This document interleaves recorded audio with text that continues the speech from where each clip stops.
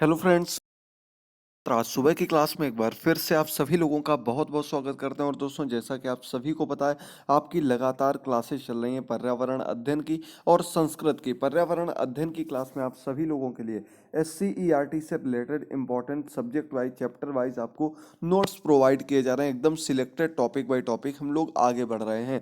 तो आपको ने अभी तक हमारा परिवेश बुक के 4 पार्ट्स दिए थे जो कि प्राइमरी लेवल के थे, लेकिन अब आपकी मेन रूप से जो आपकी पर्यावरण अध्ययन आने वाली है, जो आपके एग्जाम में क्वेश्चंस बनेंगे, वो आपकी पूरी तरीके से स्टार्ट होने वाली है। जी हाँ दोस्तों, हमारा परिवेश के अंतर्गत उच्च प्राथमिक स्तर की बुक से जो भी क्वेश्चंस बने हुए हैं, जो इंपॉर्टेंट टॉपिक है, उन सभी को एक एक करके हम लोग कवर करने वाले हैं। इसके अंतर्गत आपके सभी चैप्टर्स आ जाएंगे, तो आप लोग अच्छे से देखिएगा, एक एक पॉइंट को समझिएगा। और अगर आपने पिछले पार्ट्स ना देखे हो तो उनको भी एक बार जरूर देख लीजिएगा। लेकिन मेन आपको यहाँ से बहुत अच्छे से फोकस करना है, एक एक पॉइंट को याद करते चलना है। आपको पूरी व्याख्या के साथ एक एक चीज बताएंगे, एक एक चीज याद कराएंगे। चैनल को अगर आपने अभी तक सब्सक्राइब नहीं किया है तो जल्दी से चैनल को सब्सक्राइब करके बेल आइकन को प्रेस करना मत भूलें। और साथ ही साथ दोस्तों, टेलीग्राम पर भी आप लोग जुड़ते रहिएगा। जो भी क्लासेस होंगी उनके लिंक आपको वहां पर प्रोवाइड करते रहते हैं। तो सबसे पहले हम लोग यहाँ पर बात करेंगे पर्यावरण के अर्थ की,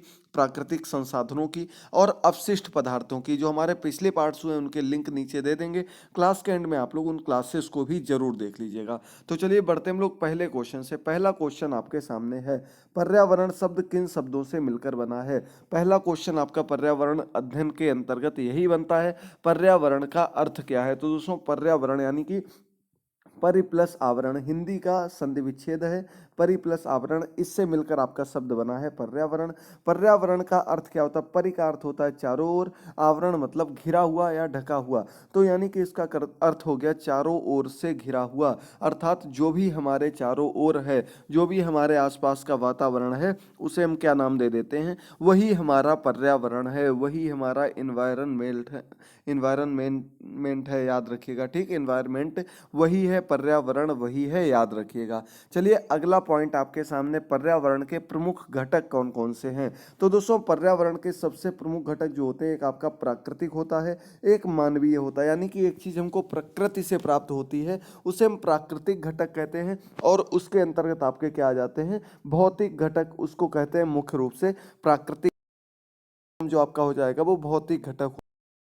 आगे बढ़ेंगे तो दूसरा पॉइंट आपका था मानवीय घटक, इसे सामाजिक घटक के रूप में भी जाना जाता है। आगे पॉइंट आपको इससे रिलेटेड मिलेंगे, इसमें क्या क्या चीजें आती हैं वो भी आपको समझने को मिलेंगी। अगला पॉइंट है, प्रकृति से प्राप्त हिस्से को क्या कहा जाता है। तो दोस्तों, जो चीज हमें प्रकृति से प्राप्त होती है, चाहे वो किसी भी चीज़ से रिलेटेड हो, चाहे वो किसी भी प्रकार से हमारे लिए यूजफुल हो, प्रकृति से प्राप्त होती है तो उसे हम क्या कहते हैं? उसे हम प्राकृतिक पर्यावरण का नाम दे देते हैं। क्या हो गया इसके अंतर्गत? प्राकृतिक यानी कि भौतिक, फिजिकल चीज़ें जिन्हें हम देख सकते हैं, हमारे चारों ओर की चीज़ें महसूस कर सकते हैं। जरूरी नहीं कि देख सकते हो, महसूस कर सकते हैं। जैसे कि जल हो गया, हवा हो गई, पेड़ पौधे, जीव जंतु, नदी, पहाड़ आदि, ये सब चीज़ें कैसी हैं?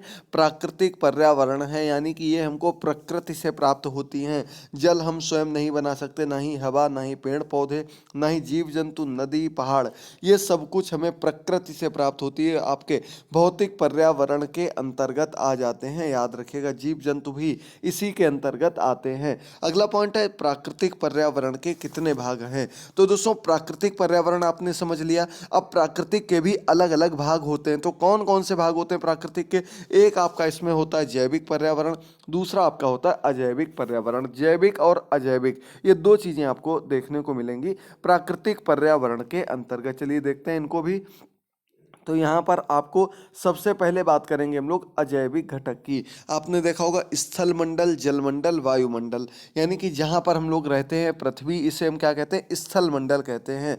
बचे हुए एरिया पानी ही पानी है, उसे हम जलमंडल का नाम देते हैं। और इसके बाद वायुमंडल, जहाँ पूरे में वायु, अन्य गैसेस विद्यमान हैं, उसे वायुमंडल कहा जाता है। ये तीनों चीज़ें किस में आती हैं? प्राकृतिक पर्यावरण में तो आती हैं, लेकिन प्राकृतिक के अंतर्गत ये आपके अजैविक पर्यावरण के अंतर्गत आती हैं। ठीक है, किसके अंतर्गत? अजैविक पर्यावरण के अंतर्गत, क्योंकि इनमें जीवन नहीं होता। ये आपको प्रकृति से तो प्राप्त होती है, लेकिन इनमें जीवन नहीं होता है। अब अगला पॉइंट आपके सामने आता पृथ्वी का कितना भाग जल से घिरा हुआ है, यानी कि यहाँ हम बात कर रहे हैं जल मंडल की।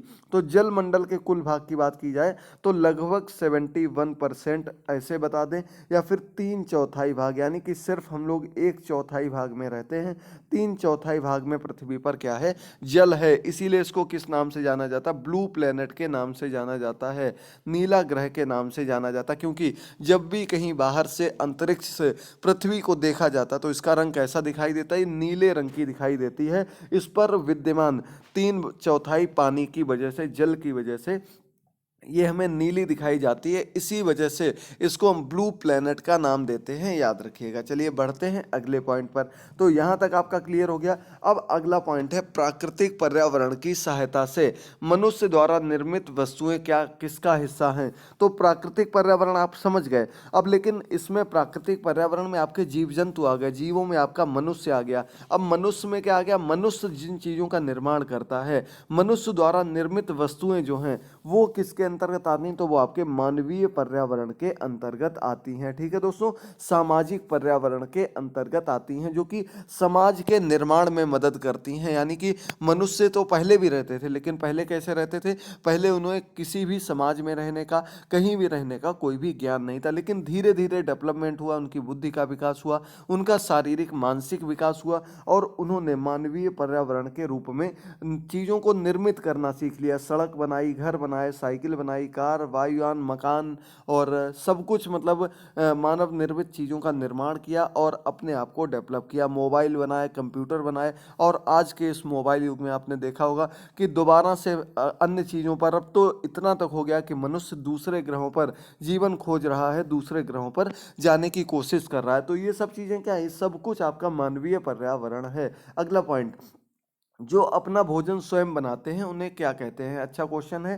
तो जो अपना भोजन स्वयं बनाते हैं उन्हें हम किस रूप में जानते हैं, उन्हें स्वपोषी कहा जाता है। यानी कि स्वपोषी, स्व माने स्वयं, पोषी माने पोषण करने वाले, जो स्वयं से ही अपने लिए भोजन का निर्माण कर लेते हैं, उन्हें किसी अन्य की आवश्यकता नहीं होती, उन्हें स्वपोषी कहा जाता है। सबसे मुख्य उदाहरण, सबसे अच्छा, लगभग ऑलमोस्ट एक दो ही उदाहरण इसके हैं, उसमें आपके पेड़ पौधे मुख्य रूप से आ जाते हैं, क्योंकि ये अपना भोजन स्वयं बनाते हैं। ये अपने भोजन के लिए किसी अन्य पर निर्भर नहीं रहते हैं। याद रखिएगा, ये अपना भोजन स्वयं के द्वारा बनाते हैं। मनुष्य अपना भोजन स्वयं बनाता, लेकिन ये दूसरों पर निर्भर रहता है। चाहे वो पेड़ पौधे हो, मांस मछली हो, जब तक उसे कोई चीज़ नहीं मिलेगी तब तक वो अपना भोजन नहीं बना पाएगा। उसे कोई ना कोई कंटेंट चाहिए, कुछ चाहिए है खाने के लिए, तब वो उसे सिर्फ पका सकता है, उसको एक नई दिशा दिखा सकता है, लेकिन वो उस चीज़ का निर्माण नहीं कर सकता है। इसलिए पौधे स्वपोषी होते हैं, मनुष्य नहीं होता है। अगला क्वेश्चन है, ऐसे संसाधनों को क्या कहा जाता है जो हमें प्रकृति से उपहार के रूप में मिलते हैं। तो दोस्तों, ऐसे संसाधन जो हमें प्रकृति से मिले उन्हें हम क्या कहते हैं, प्राकृतिक संसाधन का नाम देते हैं। ठीक है दोस्तों, क्या कहा जाता है, प्राकृतिक संसाधन। प्राकृतिक संसाधनों में आपको क्या मिला है, सौर ऊर्जा मिली है, जल ऊर्जा मिली, जल मिला है हमको। इसके अलावा आपको अन्य चीज़ों की बात की जाए तो नदियाँ, पेड़, पहाड़, प्राकृतिक सौंदर्य, सभी चीज़ें हमें प्रकृति से मिली हैं। इसका जीवाश्म ईंधन भी हमको प्रकृति से मिला है, लेकिन ये कैसा, ये एक लिमिटेड है, इसकी एक लिमिट है जिसके बाद ये समाप्त हो जाएगा। लेकिन आपकी सौर ऊर्जा हो गई, आपकी जो अन्य इस प्रकार की पवन ऊर्जा हो गई, ये कभी समाप्त ना होने वाली ऊर्जाएं हैं। इसीलिए वर्तमान समय में इनके यूज को, इनको बढ़ावा दिया जा रहा है, ताकि जो प्रकृति के ऐसे स्रोत हैं जो समाप्त होने वाले हैं उनको बचा कर रखा जा सके अपनी आगे आने वाली पीढ़ियों के लिए। अगला पॉइंट आपके सामने, पृथ्वी पर ऊर्जा का सबसे बड़ा स्रोत क्या है। तो सबसे सीधा आंसर है सूर्य है। अभी हमने आपको बताया, सूर्य से सोलर एनर्जी प्राप्त होती है, हमें सौर ऊर्जा प्राप्त होती है। आजकल सौर ऊर्जा का प्रयोग बहुत बड़े बड़े क्षेत्रों में किया जाता है। इसका सबसे इंपॉर्टेंट क्वेश्चन अगर आपके एग्जाम में कोई बनेगा तो ये है कि जो उपग्रह भेजे जाते हैं, मोस्टली ये सभी उपग्रह जो होते हैं सौर ऊर्जा, सोलर एनर्जी के द्वारा ही संचालित होते हैं। इनको जो ऊर्जा प्राप्त होती है सूर्य से ही प्राप्त होती है, तभी ये अपनी गति को बढ़ा पाते हैं, तभी ये पृथ्वी के चक्कर लगा पाते हैं, अपने जिस कार्य से भेजे जाते हैं उस कार्य को पूरा कर पाते हैं। याद रखिएगा दोस्तों। अगला पॉइंट आपके सामने है, प्रकृति से प्राप्त अनवीनीकरण स्रोत किन्हें कहा जाता है। तो अभी हमने आपको बताया था ऐसे स्रोत जो कि एक लिमिटेड हैं और एक लिमिट के बाद समाप्त हो जाएंगे, इन्हें हम क्या कहते हैं, अनवीनीकरण स्रोत कहते हैं। प्रकृति के अनवीनीकरण स्रोत क्योंकि प्राप्त पृथ्वी प्रकृति से ही हो रहे हैं, लेकिन एक लिमिटेड मात्रा में। कौन कौन से हो गया, खनिज आपको पता होगा, जीवाश्म ईंधन यानी कि पेट्रोलियम जितना भी है वो सब कुछ इसके अंतर्गत ही आता है। और ये पृथ्वी के नीचे जो हजारों करोड़ों वर्षों तक नीचे दबे रहने के बाद उनकी क्रियाओं प्रतिक्रियाओं के द्वारा जो केमिकल रिएक्शन बाद हमें जीवाश्म ईंधन मिला, मनुष्य ने उसको भी एक नई दिशा दी और उसके अंतर्गत नई नई चीज़ें, जैसे आपको जीवाश्म ईंधन दे दिया कि इसके अंतर्गत आपने पेट्रोल अलग किया, डीजल अलग किया, सीएनजी अलग की, इसके अलावा आपने एलपीजी अलग तरीके से बनाई, फिर इसके बाद इसमें अन्य चीज़ें आपकी आ गई जो मोम के रूप में देखी गई, यानी कि इसके अंतर्गत जो भी चीजें बनाई वो मनुष्य ने स्वयं ढूंढी, स्वयं इनकी खोज की, लेकिन प्राप्त कहाँ से हुई थी, प्रकृति से प्राप्त हुई थी हमको, लेकिन कैसी हैं, एक लिमिट तक हमारे पास है। अगला क्वेश्चन आपके सामने देखिएगा जल्दी से। उम्मीद करते हैं आपको प्रत्येक पॉइंट प्रत्येक क्लास बहुत ही अच्छे से क्लियर हो रही होगी, तो आप लोग जल्दी से लाइक करते रहिएगा और साथ ही साथ चैनल को जरूर सब्सक्राइब करिएगा। शाम को 6:30 पर डेली आपके लिए लाइव क्लास लाते हैं, इंपॉर्टेंट क्वेश्चंस कवर किए जाते हैं, उन क्लासेस को मिस मत करिएगा। डेली सभी क्लासेस को जरूर देखते रहिएगा, अच्छे से समझते रहिएगा। चलिए अगला पॉइंट आपके सामने है, हमारे शरीर में जल की कितने प्रतिशत मात्रा होती है। हमारे शरीर में पानी जो है, जल है, कितना होता है, तो इसकी कुल मात्रा लगभग 70% होती है, यानी कि हमारे शरीर में 70% पानी होता है। और जैसे ही इसकी मात्रा कम होने लगती है हमें कमजोरी महसूस होने लगती है, डिहाइड्रेशन हो जाता है, यानी कि चक्कर आने लगते हैं, कमजोरी महसूस होने लगती है, यानी कि हम कुछ भी ना यूज करें 70% पानी हमें अपने शरीर में रखना ही होता है। 70% पानी ये एक स्वस्थ मनुष्य के शरीर में पाया जाता है। अगला क्वेश्चन, मनुष्य के दैनिक क्रियाकलापों के फलस्वरूप निकलने वाले अनुपयोगी पदार्थों को क्या कहा जाता है। तो दोस्तों इन्हें अपशिष्ट पदार्थ कहा जाता है, यानी कि दैनिक क्रियाकलापों के फलस्वरूप जो हमारे शरीर में जो अपशिष्ट पदार्थ बनते हैं उन्हें बाहर निकालना, वो जो अनुपयोगी पदार्थ होते हैं वो क्या कहलाते हैं, इन्हें अपशिष्ट पदार्थ के रूप में कहा जाता है। यूज के नहीं होते, इन्हें कचरा के रूप में यूज किया जाता है। अगला क्वेश्चन, अपशिष्ट पदार्थ हमारे जीवन को किस प्रकार से हानि पहुंचाते हैं। तो दोस्तों ये अपशिष्ट पदार्थ जो होते हैं ये हमें प्रदूषण के रूप में हानि पहुंचाते हैं, हमारे वातावरण को प्रदूषित करते हैं। यदि इनका ठीक से, इनका कह सकते हैं हम लोग सही सलामत जगह पर इनको ना किया जाए और ना इनका देखभाल की जाए तो ये प्रदूषित करते हैं हमारे वातावरण को, हमारे आसपास के एरिया को, जो कि हमारे लिए खतरनाक बीमारियों को जन्म देने जैसा होता है। अगला पॉइंट आपके सामने, वायु प्रदूषण का मुख्य कारण क्या है। तो दोस्तों वायु प्रदूषण का मुख्य कारण वाहनों और कारखानों से निकलने वाला धुआं है। जो वाहनों से धुआं निकलता है, कारखानों से धुआं निकलता है, वो सबसे ज़्यादा वायु प्रदूषित करता है। सबसे ज़्यादा जो हानिकारक गैसेज होती हैं वो भी वहीं से निकलती हैं। अब एक प्रकार से और आपके वायु को नुकसान पहुंच रहा वो आपका एसी के माध्यम से है। एसी से भी आजकल निकलने वाली हानिकारक सीएफसी गैसेज ओजोन परत को नुकसान कर रही हैं और साथ ही साथ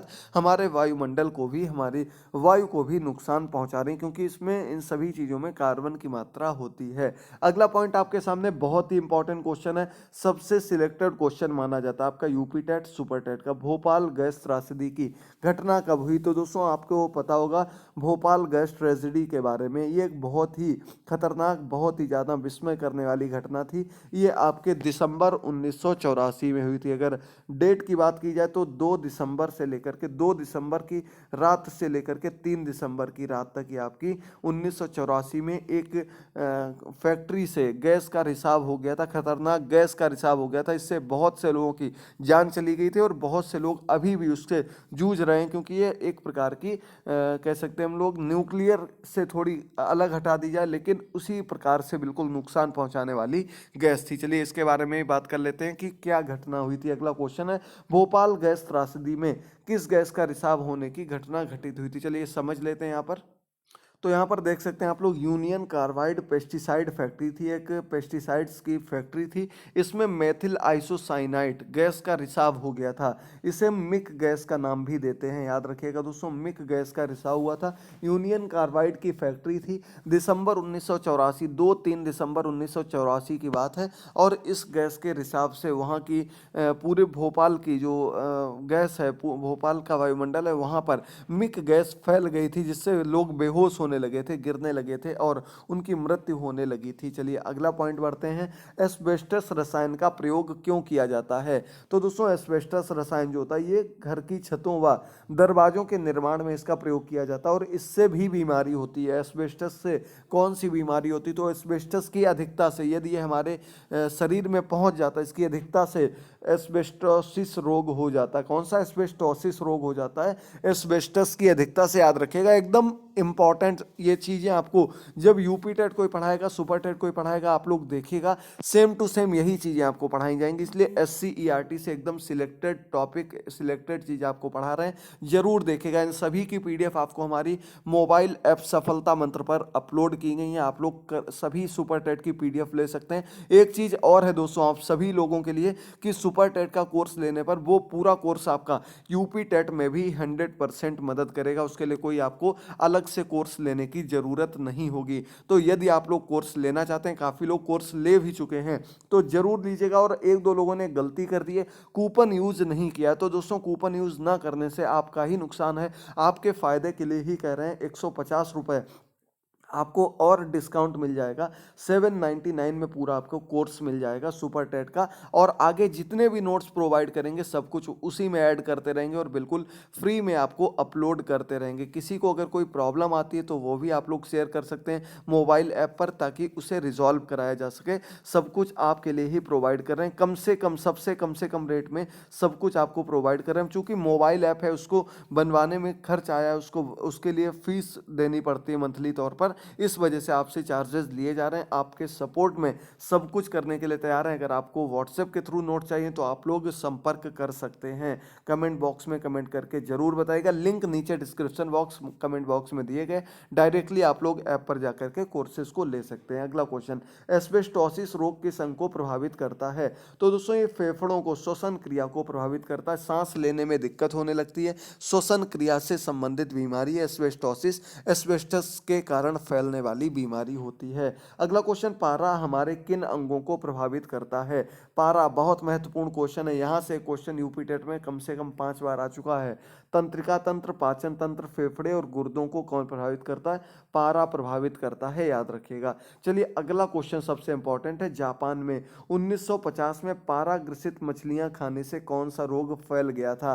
तो दोस्तों आपको एक यूपी टेट की बुक्स में एक कहानी बताई जाती है। इसके अंतर्गत जापान में 1950 में एक तालाब में मछलियां थीं, उसमें कहीं से पारा की अधिकता हो गई उस तालाब में और वो मछलियों के पेट में चली गई। इसका जो वो मछलियां जिसने भी खाई उसको एक रोग हो गया, उसमें उसके तंत्रिका तंत्र, पाचन तंत्र, ये सब खराब होने लगे, धीरे धीरे बीमारी अधिक बढ़ने लगी। इसे देखते हुए जब जांच कराई गई तो पता चला पारा ग्रसित मछलियां थीं, जिसके कारण ये रोग फैलने लगा। इस रोग का नाम रख दिया गया मिनीमाता रोग। मिनीमाता रोग जो रखा गया, ये पारे की अधिकता से होने वाला रोग है और ये आपके तालाब के नाम पर रख दिया गया नाम इसका मिनीमाता रोग। याद रखिएगा, 1 नंबर आपको यहाँ से 100% देखने को मिलेगा। चलिए आगे बढ़ते हैं अगले पॉइंट पर। शहरी क्षेत्रों में गंदे पानी को उपचारित करने के लिए क्या प्लांट लगाए जाते हैं? कौन से प्लांट लगाए जाते हैं? तो आपने देखा होगा महानगरों में, बड़े बड़े शहरों में सीवेज ट्रीटमेंट प्लांट लगाए जाने लगे हैं। किस लिए?